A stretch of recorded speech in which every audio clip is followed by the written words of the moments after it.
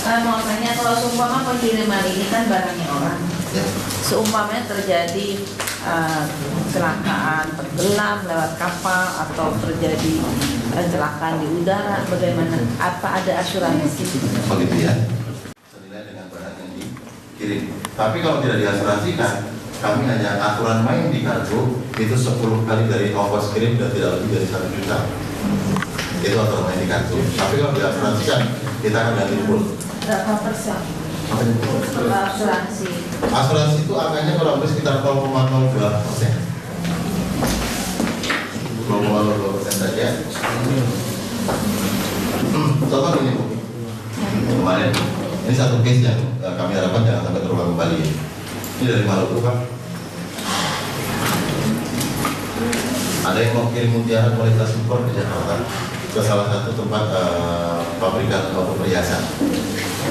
Nah, demi mengakali ongkos kirim yang tinggi, kalau mutiara kan nilainya tidak terbatas, sehingga asuransinya tinggi. Dia ngomong ke kita apa?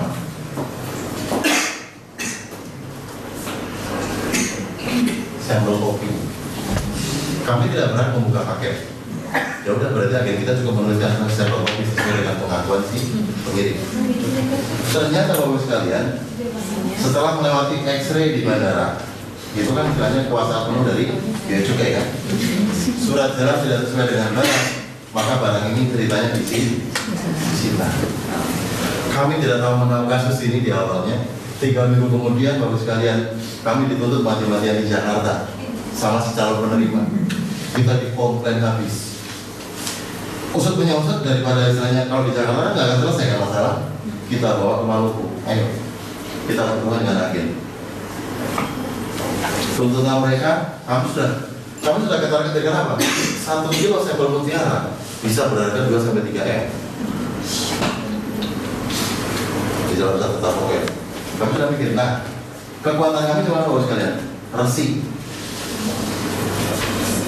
Kami di sini ada resi, Bapak sekalian. Nah, di sini tertulis adalah sampel kopi. Dan Bapak si pengirim itu bertanda tangan menyetujui modal kita di masjid. Nah, setelah kita usut ketemu dengan agen kita di Maluku sekalian, surat jalannya tanggal berapa, buktinya di mana? Kebetulan Bapak yang di sana masih mengantongi itu resinya. Dikasih ke kita cocokkan dengan warna kuning yang kita punya sama. Loh, Pak, mohon maaf, pengiriman hari itu sampel kopi Pak, kami tidak menerima sampel mutiara. Oh nggak bisa Pak, demi pertanggungjawaban kami sebagai pelaku usaha jasa, ya udah kita suruh kurir belikan kopi sekilo, kita berikan kembali kepada Bapak. Sampel kopi kita kasih Pak 1 kilo. Ini sebagai bentuk pertanggungjawaban kami. Kalau Bapak mau melakukan tuntutan silahkan, tapi Pak maaf, Bapak harus ingat Kopi. pengakuan Bapak di sini sampel kopi dan Bapak menandatangani dari surat jasa tersebut. Akhirnya sudah tidak bisa apa-apa. Maka ini kita harapkan kejujuran dari si calon pengirim. Karena kalau barangnya hilang, bukan kami yang bisa dituntut. Kami hanya bertanggung jawab sesuai dengan yang sini. Lebih baik mengaku apa adanya. Kalau memang harus kena asuransi. Kenapa? Demi keamanan di perjalanan. Karena kita berhubungan dengan pihak lain. Contoh satu, pemilik angkasa pura bukan JCC, ya kan? Pemilik apa namanya, bea cukainya bukan JCC, pemilik maskapainya bukan JCC. Sehingga apa? Kita membutuhkan rekanan orang kedua dan ketiga. Tujuannya untuk itu sekarang. Apalagi ini, saat ini kan bea cukai kritis sekali. Kita kirim sampel garam untuk terapi, itu dibongkar, digeledah di bandara. Dipikir apa? Bahan sabu-sabu. Kan gitu kan? Karena memang maraknya penyelundupan narkotika di Indonesia. Nah ini satu case, kami harapkan jangan sampai terulang kembali. Itu. Dan kalau asuransi nanti kita akan berikan tabelnya berapa saja nilainya, misalnya BPKB berapa, surat tanah berapa. Muncul pertanyaan lagi, Pak, kenapa sih harus diasuransikan? Maaf, kalau kita bicara BPKB sama surat tanah, Pak, kira-kira bisa nggak langsung digunakan untuk tindak kejahatan? Sangat bisa. Saya pegang BPKB, saya pergi ke bank, pengajuan pinjaman, pakai survei nggak? Nggak perlu. Karena apa? BPKB itu legal, resmi dari pemerintah, sehingga tanpa survei langsung bisa dikeluarkan cair. Sama surat tanah juga, nggak usah survei, paling kita cek NJOP-nya berapa. harus diaturasikan. Kenapa? Untuk mengawal jangan sampai nanti ada kecurangan di pihak lain. Itu tujuannya. Oke, Bapak sekalian, konsep saya sudah sampaikan kepada Bapak Ibu. Tujuan kami apa, maksud kami apa? Kira-kira menarik ya? Menarik kan? Menarik apa ngantuk? Jujurnya ngantuk. Ya Pak. Setelah penjelasan siap melebar pakai awal akhir. Terus kalau berkeinginan kemana lagi kami kemana? Oh gitu ya? Ya setelah berkeinginan kemana kami? Oke, Bapak Ibu yang Bapak Ibu sudah korbankan yang punya kerja bersama anak istri, tapi harus menghadiri, mudah-mudahan bisa memberikan sesuatu, mendapatkan sesuatu yang sangat berguna, yang sebanding. Jadi kalau Bapak Ibu berminat berkenan untuk bergabung, silakan menghubungi siapa yang mengundang Bapak Ibu malam hari ini. Siap, Bu Ingrid, silakan. Saya juga mau tanya, seperti kita ini kan udara ada, laut ada. Seperti JNE kan dibilang 1 hari, seperti kita kadang-kadang ada barang yang harus 1 hari sampai. Kan seperti JNE kalau 1 hari sampai kan 30, kalau biasa kan 12 atau 14 ya. Ada perbedaan di situ. Seumpamanya telat yang 1 hari, kan memang kita kadang-kadang ada yang urgent. Apakah kita tuh harus mengganti? Ada nggak penggantian seperti itu? Oke, baik, terima kasih Bu Ingrid. Saat ini kami belum berani menerapkan harga yang one day service atau kilat. Kami tidak. Kenapa? Kan kita baru kenal, kita baru penjajakan. Karena takutnya apa? Komunikasi belum terbangun bagus. Bagus kalian jual paket kilat, kami yang keteter. Untuk itu, untuk mengawal ini semuanya diharapkan menjual paket yang reguler, yang mempunyai list time kurang lebih sekitar minimal 2-3 hari. Tapi walaupun 2-3 hari, kalau seandainya sehari sampai, yang untungnya customer. Nah, sambil kita membangun brand, baik kami belum berani menerima paket kilat karena apa? Kita baru kenal, kita baru mulai. Tapi kalau nanti sudah komunikasi lancar, pengiriman paket sudah mulai lancar, kita baru bisa beranikan untuk jual yang kilat. Tuh, jangan terlalu. Di sini kita mau bertanya, berhubung kita sudah menjadi agen kecil, cuman kita masih belum bisa menjalankan karena kita tidak tahu teknis di lapangannya bagaimana. Nah, yang kita pertanyakan di sini, kita kan dari daerah, dari Sapit. Nah, di sana kan masih agen besar belum ada. Nah, jadi begini, yang saya pertanyakan dari agen kecil ini untuk menerima konsumen itu bagaimana teknisnya? Nah, kalau pengalaman kita di ekspedisi, barang kita kan ditimbang nih, ditimbang langsung dicatat. Nah, kita kan tidak ada properti itu kan di agen kecil. Nah, jadi teknisnya bagaimana? Itu yang kita bingung menjalankan bisnis. Oh, teknis lapangan. Nah, iya, teknis lapangan. Baik, ilmu dasar di agen konter ada 3 buat kalian. Yang pertama itu pengiriman normal. Normal itu begini maksudnya. Ya udah, pokoknya customer datang, paket kita timbang berapa kilo, kita tanya isinya apa, langsung kita tulis di resi. Contoh ini kan di sini ada kolom pengirim, di sini ada kolom penerima. Pengirim ini tidak perlu alamat yang lengkap, misalnya Pak Heri, Pangkalan Bun, atau mungkin Pak Heri Palangkaraya, nomor HP yang penting untuk konfirmasi. Kalau menerima, kita mencantumkan alamat sesuai detail-detailnya, gang, RT, RW, nomor rumah dan segala macam. Tapi jangan sampai lupa juga nomor HP. Selanjutnya di sini ada kolom isi paket, itu yang perlu juga diisi. Selanjutnya di sini ada total berapa poli, maksudnya itu ada berapa kotak paket, terusnya total berapa kilo. Nah, di sini nanti ada pilihan harga buat sekalian, ini reguler. Harga per kilonya berapa? Nanti kita bisa cek secara sama-sama. Baru dikalikan misalnya ini 2 kilo, ya udah. Misalnya sekilo 10.000, di sini total 20.000. Selanjutnya di sini ada kode agen. Nomor agen berapa, namanya siapa. Di sini tanda tangan pengirim. Di sini ada tanda tangan penerima. Nah, resi kami bahwa sekarang ada 5 lembar. Jadi lembar pertama yang warna putih itu nanti diberikan ke konsumen. Yang lembar kedua warna kuning itu disimpan sebagai filenya agen. Yang lembar ketiga, kalau memang di daerah tersebut belum ada agen sedang maupun besar, disimpan dulu. Untuk apa? Untuk penagihan. Karena transaksinya dengan perusahaan. Jadi kurir datang ke tempat Bapak cuma ngambil paket sama resi. Nah, 2 resi yang warna hijau sama biru terakhir itu ditempelkan di paket. Ini teknis pengiriman normal. Yang kedua sekalian, packing kayu. Ini untuk paket-paket yang mungkin di dalamnya barang-barang yang memang udah pecah. Itu kan begini sekalian. Kalau barang di awal itu sampai 1 sampai 2 kilo, cas pengganti kayu dan paku segala macam itu 8.500. 3 sampai 4 kilo itu 11.500. Kalau 5 kilo ini 19.000. Ini cas untuk packing kayu. Tapi setelah di packing otomatis ada penambahan beratnya. Pasti itu menjadi beban si konsumen. Beda ini, kalau paket awalnya 1 sampai 5 kilo, berarti timbangannya nanti plus 1. Kalau 6 sampai 10 kilo, itu plus 2. Kalau 11 sampai 15, ini interval 5 dan selanjutnya, ini plus 3.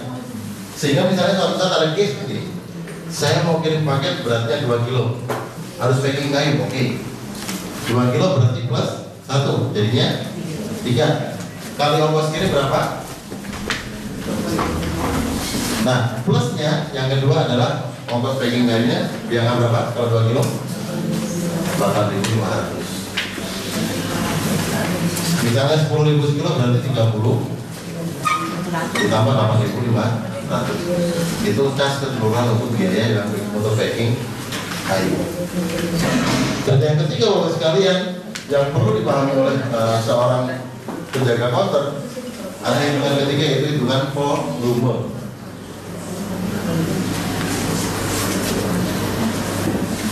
Kalau volume begini Bapak sekalian,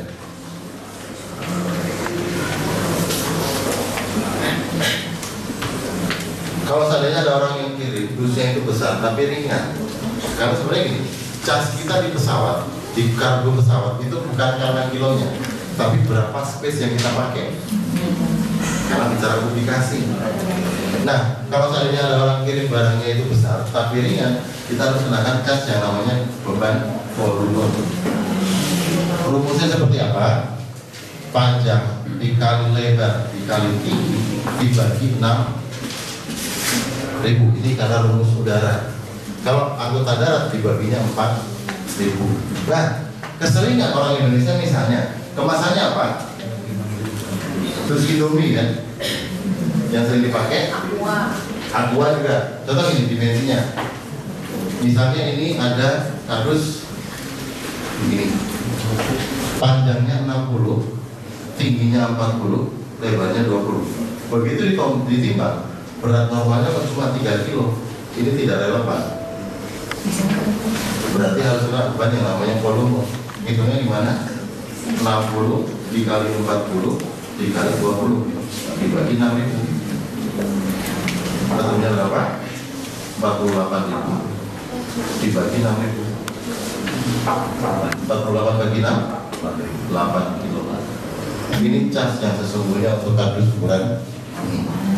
Akan tetapi setelah kita hitung rumusnya ternyata di sini lebih berat, berarti kita pakai yang lebih berat.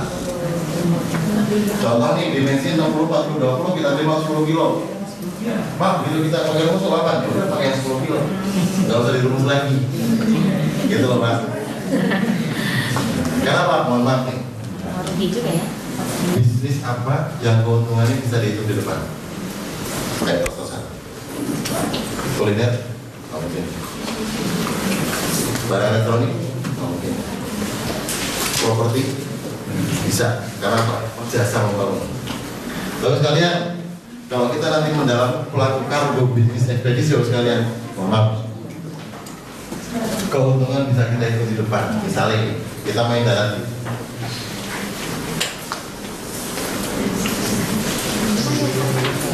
Misalnya ada paket dari Palangkaraya ke Banjar. Kalau ongkos misalnya udara katakanlah sekilonya kan misalnya 6.000. Karena apa? Orang yang kirimnya cuma sekilo 2 kilo. Tapi suatu saat karena memang ibu sudah punya bendera, misalnya punya mobil pickup aja, mobil carry kapasitas 4 ton itu. Gimana sih kalau mobil? Nah, itulah istilahnya. Bapak sebenarnya punya mobil. Kebetulan suatu saat ada yang punya mungkin hasil tanah, hasil panen. Bu, bisa nggak tolongin saya? Apa? Kirim apa namanya ketela? Kemana? Ke Banjar. Berapa beratnya? 4 ton. Kalau retail bapak sekalian, sekilonya ada berapa? 6.000. Kita kalkulasi perjalanan dari sini ke Banjar berapa? Habis nggak 500.000? Habis ya? Nggak habis.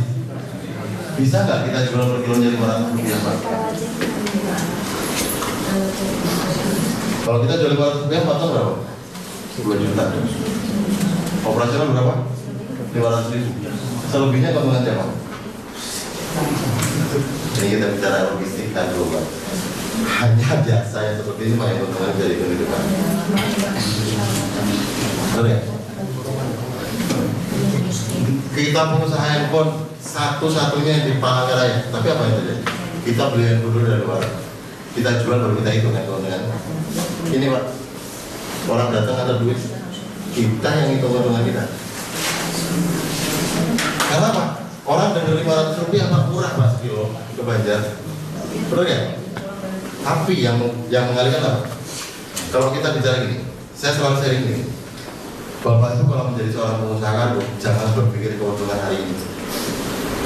Karena kita sedang membangun, tapi nanti Pak. Dan jujur aja, kalau bicara kargo Pak, keuntungannya recehan. Seperti kemarin, satu pengalaman tuh.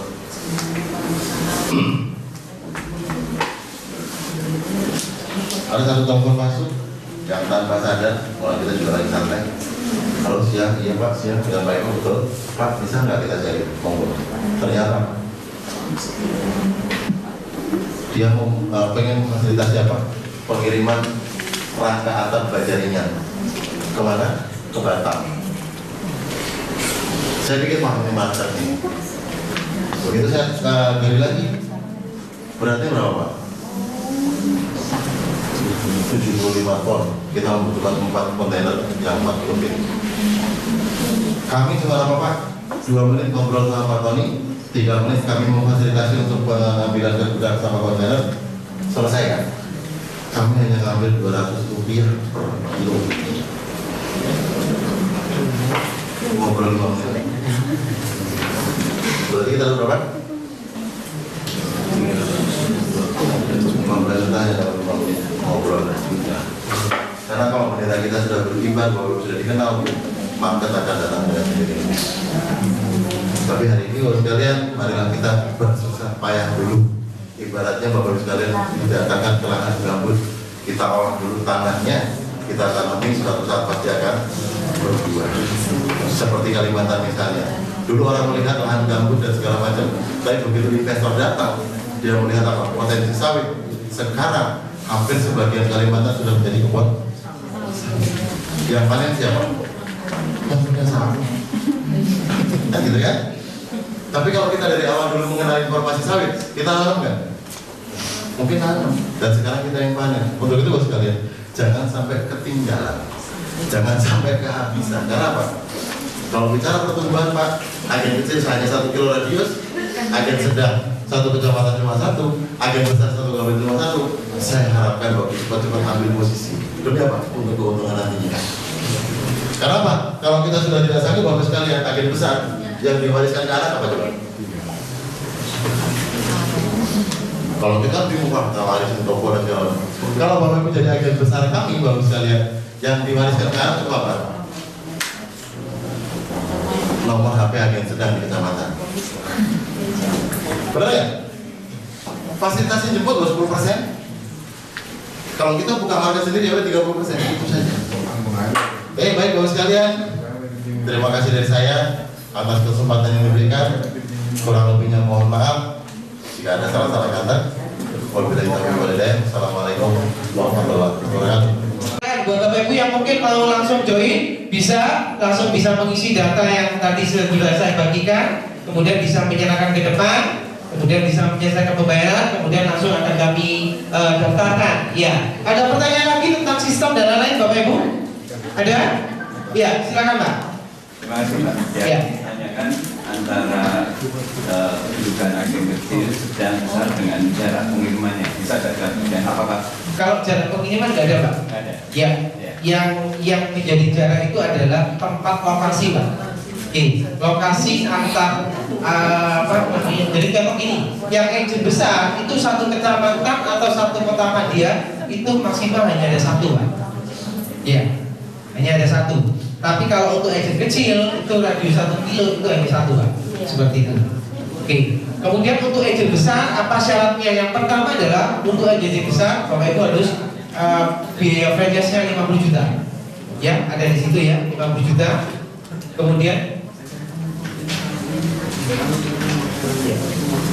kemudian Bapak Ibu masih dapatkan dari kami nyontok ya, kemudian timbangan ya, kemudian spanduk, seragam dan perlengkapan untuk ini untuk menjadi agent besar termasuk ya. Bentar Pak, oke. Kemudian Bapak Ibu untuk yang agent sedang, Bapak Ibu investasinya 30 juta. Ya, dapatnya apa? Dapatnya hampir sama semua yang didapat di agent sedang. Yang membedakan adalah di komisi. Kalau yang di agent besar, komisi yang Bapak Ibu dapatkan adalah 30%. Kalau yang di agent sedang, komisinya 20%. Ya, oke Pak, silakan. Begini Pak, setelah kita bergabung nanti Besar, ya mungkin 2 atau 3 agent besar. Ya.